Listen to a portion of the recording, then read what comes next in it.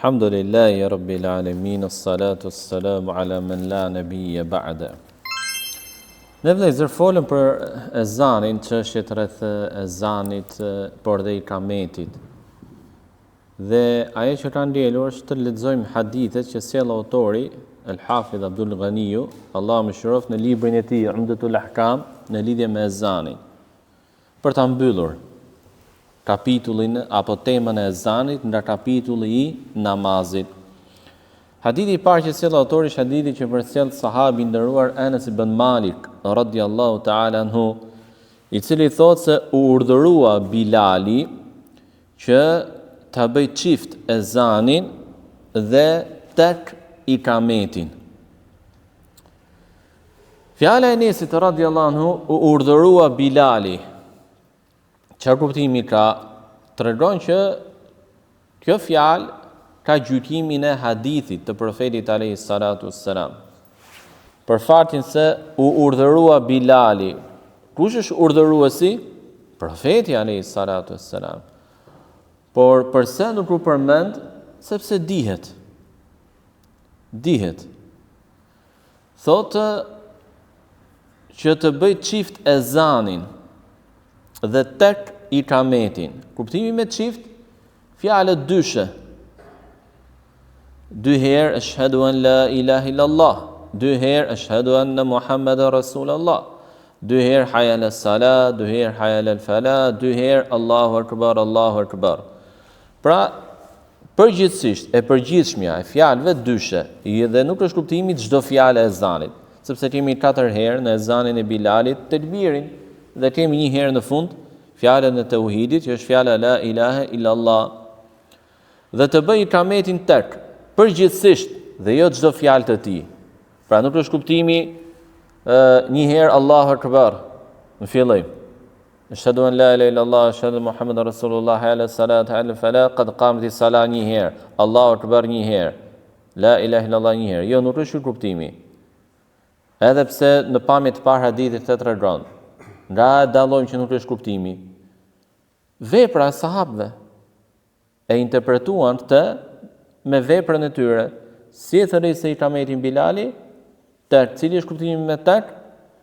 Përgjithsisht fjalët e ezanit, dhe jo çdo fjalë e ikametit, Pra i thoshte në fillim 2 herë Allahu akbar, Allahu akbar. Por thoshte pastaj një herë ashhadu an la ilaha illallah, një herë ashhadu anna Muhammadan Rasulullah, hayya ala salat, hayya ala falah, dhe thoshte 2 herë qad qamatis salat, qad qamatis salat. Pastaj prap 2 herë Allahu akbar, dhe një herë la ilaha illallah. Pra përgjithsisht ishin tek. Ky është kuptimi.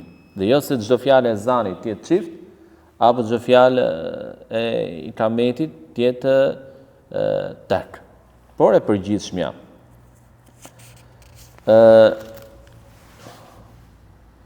Çfarë do bish përmban ky hadith? Disa prej tyre i përmendëm. Gjithashtu hadithi tregon se ka ndryshim ndërmjet ezanit dhe ikametit. Pra nuk janë të dyja në të njëjtën formë. Siç i kemi marrë format e ezanit, 4 format që kishte, dhe 3 format e ikametit, dhe ndryshoshin. Kjo për faktin se ezani është thirrje për ata që janë larg. Prandaj ka dhe më shumë shprehje, që të jetë një thirrje më e gjatë, për të mundësuar dëgjimin. Kurse ikameti është thirrje për ata që kanë ardhur, është afër, është për të njoftuar ata se tani do filloj namazi, dhe nuk ka nevojë për aq shumë shprehje sa çka edhe ezani. Dhe gjithashtu duhet dim se në tekstet fetare ndonjëherë si për ikametin dhe për ezanin thuhet i njëjti term, ezan, edhan. Pra edhe për ikametin ndonjëherë vijnë nga fjalët e profetit alayhi salatu wasallam që thot edhan, siç thot në hadithin e tij, bejne kulli edhanejni sala, bejne kulli edhanejni sala, ndërmjet çdo 2 ezanëve ka namaz, e përsëri 2 herë të fjalë. Cili është kuptimi 2 ezanët? Ezani i parë që dihet dhe ezani i dytë, kuptimi me të është ikameti. Por quajt ezan për shkak të ngjashmërisë së fjalëve apo fjalëve të njëjta përgjithsisht që përmbajnë të dy këto thirrje. Hadithi I radhës është hadithi që përcjell Abu Gjuhejfi. Ne po I trajtojmë shkurtimisht hadithet sepse kemi folur për çështjet e tyre. Përcjell Abu Gjuhejfi radhiyallahu ta'ala anhu thotë shkova te profeti alayhi salatu wassalam në Mekë në Al-Abtah, pra në këtë zonë pranë Mekës. Dhe profeti alayhi salatu wassalam ishte nisur nga Mekka për në Medinë, pra ishte dalë nga Mekka, por ishte pranë saj. Dhe ai ishte në një kube apo në një çadër prej lëkure, një çadër tërkuqe prej lëkure, çadër tërkuqe prej lëkure. Profeti sallallahu alaihi wasallam doli dhe mbante të veshur një rrobe hulle, përmendet tu tërkuqe. Kuptimi I këtë rrobe është një rrobe apo një tesh e përbërë nga 3 copa rrobesh. Dhe kuptimi këtu të kuqe, jo se ishte tërë arkuqe, sepse vjen hadith që ndalohet rrobi arkuqe. Por nëse ka të përzir me ngjyra të tjera, për shembull të ketë edhe shirita të zinj, apo ndonjë ngjyrë tjetër, nuk ka problem, sepse qëllimi me ndalimin është e kuqja tërësisht. E kuqja tërësisht. Sikur unë shoh thot bardhësinë e kërcimve të tij. Pra qëllimi të është ai të tregoj se e kam të qartë akoma të stenë sikur ta kem para profetin alayhi salatu wassalam. Pra aq mirë I kujtoi ngjarjen që do të tregoj. Dhe profeti sallallahu alaihi wasallam mori abdes. Dhe kur mori abdes, profeti alayhi salatu wassalam Abu Gjuhejfi doli me ujin me të cilin ishte marrë abdes profeti alayhi salatu wasallam dhe sahabët filluan të merrnin nga uji që t'ishte marrë abdes profeti alayhi salatu wasallam. Pse? Për bereqet. Sepse ky ujë ishte prekur trupin e bereqetshëm të profetit alayhi salatu wasallam. Dhe thot, dhe kush merrte shumë dhe kush merrte pak nga sahabët. Dhe vjen në përcjellje të tjera sa që kishte për atyre që nuk gjenin dot më ujë apo s'kishin mundësi ta afroheshin me ujë, pishnin krahët e atyre që ishin largur me të ujë, nga uji I abdesit të profetit alayhi salatu wassalam. Dhe kjo është e veçantë vëllezër vetëm për profetin alayhi salatu wassalam. Gjatë kohës që ai ishte gjallë,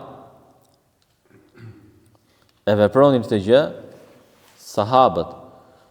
Ashtu si që merrin bereqet edhe prej qimeve të tij pas vdekjes së tij, sepse ishin pjesë nga trupi I bereqetshëm I tij. Por nuk lejohet që kjo gjë të bëhej me ndonjë tjetër prej sahabëve, sepse nuk e vepruan sahabët me Abu Bekrin, as me Umerin, as me Uthmanin dhe as me Aliun, dhe as dietarët me njëri tjetrin. Kjo, sepse trupat e profetëve ishin të veçantë nga trupat e njerëzve të tjerë. Allahu kishte dhënë atyre bereqet. Ndryshe nga ç'bëjnë sot sufistët, që fërkohen me pështymën e njëri tjetrit, me djersën e njëri tjetrit, apo akoma dhe më keq me jashqitjen I kam pa me sytë e mi, me jashqitjen e imamëve të tyre, me pretendime dhe besimin se po marrin bereqet. Po marrin bereqet nga Iblisi, po ai s'është bereqet. Ai është pislik. Dhe kjo nga ekstremizmi I bidatit. Bidatit të çon në ekstremizëm. Pra të çon në pislik. Në të paimagjinueshmën, të bjerë njeriu aq poshtë, sa të fërkohet me pështymën e tjetrit, me urinën e tjetrit, duke besuar dhe duke menduar se kjo është fe, dhe se po merr bereqet, ky është bidat. Ky nuk është nga Allahu dhe I dërguari I tij dhe nuk është kurrë pjesë e fesë. Ashtu si qarkullojnë disa lajme se gjoja, këta e them për faktin se një gazetar I njohur në Shqipëri ishte publikuar para ca ditësh si gjoja në një kompani italiane, po restauronte mantelin e profetit alayhi salatu wassalam. Kjo është gënjeshtër. Nuk ekziston më asgjë nga rrobat apo sendet personale të profetit alayhi salatu wassalam. Nuk ka. Jo, nuk ka. Janë gënjeshtra. As nga qimja e tij nuk ka më. Nuk ka. Janë gënjeshtra të gjitha. Nuk ekziston asgjë. Kanë humbur, janë thyer gjatë kohës. Dhe thotë dhe mori abdes profeti alayhis salam dhe Bilali thiri ezanin dhe unë thotë Abu Juhayfa shihja Bilalin që ai të thente gojën e tij herë nga kjo anë dhe herë nga kjo anë, pra djathtas dhe majtas kuptimi. Dhe duke thënë hayya ala salah, hayya ala falah. Më pas i ngulëm në tokë profetit alayhis salatu wassalam një shigjet për ta pasur si sutra. Ai u fali përpara saj namazin e dhuhrit, yles 2 rekat.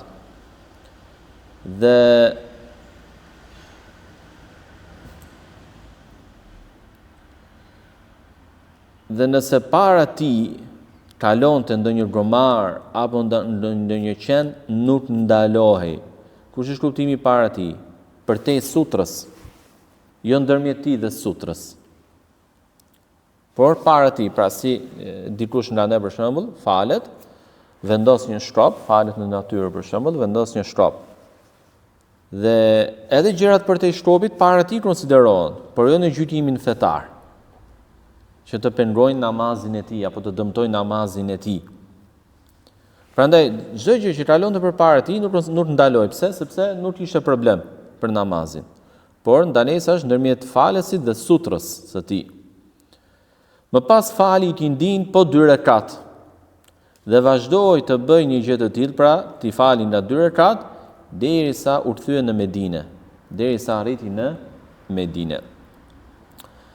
Abu Juhayfa është sahabi profetit alayhis salatu wassalam dhe emri i tij është Wahb ibn Abdillah, sepse kjo është kunje e Abu Juhayfa.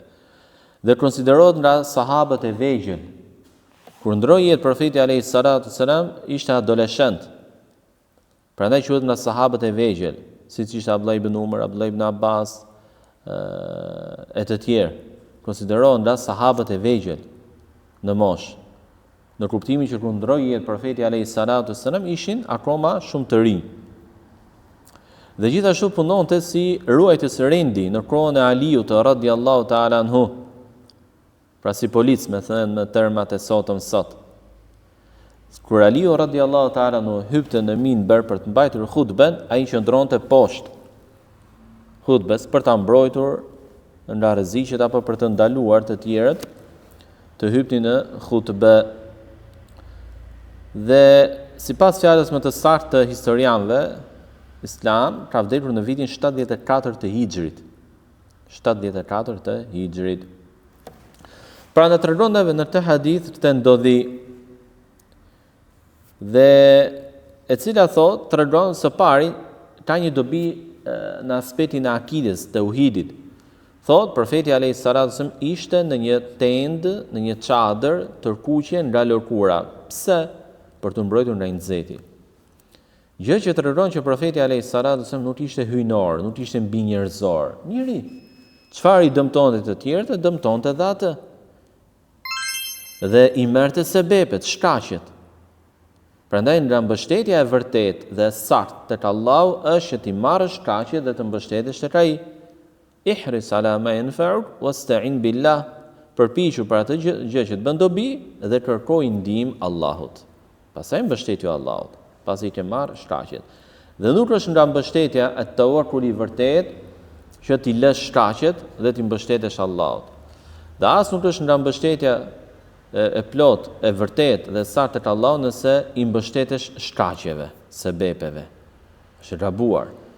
Por merr sebepet, mos ju mbështet atyre, mbështetjen ta kesh tek Allahu, sepse sebepet nuk janë gjithçka.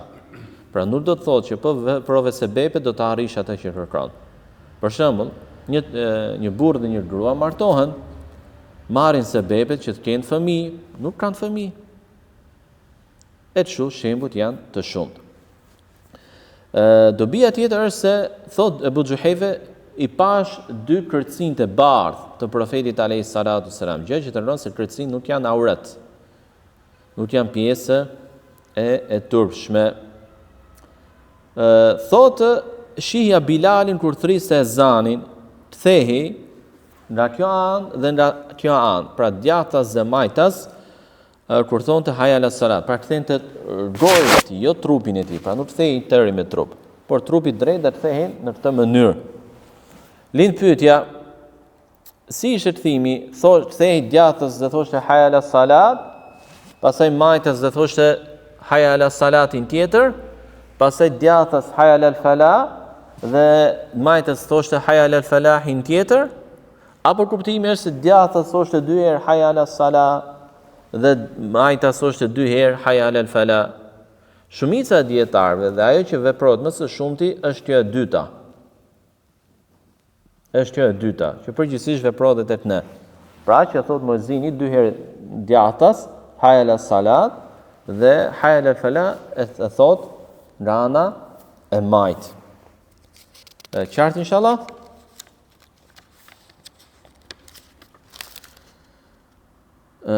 Gjithashtu hadithi tregon se haja ala falah, eja në shpëtim. Çfarë tregon që namazi është nga shkaqet e shpëtimit. Kur ti thua tjetrit haja ala salah, eja në namaz, dhe pastaj thua haja ala falah, eja në shpëtim, pra eja në këtë namaz që është shpëtim. Dhe kjo për fatin vëllezër se namazi është detyra më e rëndësishme pas tauhidit Allahut. Po të kujtojmë renditjen e shtyllave të Islamit, shahadeti, pastaj namazi. Dobi tjetër që mund të përmendim është falja para një sutre, një pendese. Para një sutre. Disa dietarë bëjnë vajxhib, disa të tjerë bëjnë sunnet të pëlqyeshme, disa të tjerë japin shtjellim. Por e mira muslimani është që gjithmonë të ketë një sutra. Kjo në rastin kur falet për shembull jo me xhamat, se po fal me xhamat, sutra e imamit është sutra edhe për xhamatin. Gjë që do të thotë se nëse te xhamati kalon dikush para, nuk ka problem për atë namaz, sepse sutra e tij është sutra që ka imami. Kjo për faktin se është i lidhur me imamin. Por nëse falet vetëm, ka vendosur një sutra, atëherë nëse falet vetëm, duhet të marrë një sutra. Sutra mund të jetë çfarëdo, mund të jetë send, mund të jetë njëri tjetër që të para vetes. Lejohet të dyja rastet. Dhe nëse ndodh që të marrë një njeri, duke menduar se ai do të qëndrojë deri në fund, por ai largohet, nuk ke obligim të kërkosh një sutra tjetër duke bërë ecje, hapa. Kjo për faktin se ti konsiderohesh akoma sikur je me sutra. Pra, nëse njerëzit kalojnë për te distancës që ishte sutra, nuk ka problem për ty. Sepse quhet sikur ti ke akoma sutra. Qartë? Kjo gjë? Janë dhe dy hadithet e tjera, por inshallah leximin e tyre lëm në natën e ardhshme. E lutim Allahun e madhëruar të na shtojë diturinë në fenë e tij, të na bëjë për atyre që dëgjojnë, mësojnë, por edhe veprojnë me atë që mësojnë. Wa subhanakallahumma bihamdik, ashhadu an la ilaha illa anta astaghfiruka wa atubu ilayk.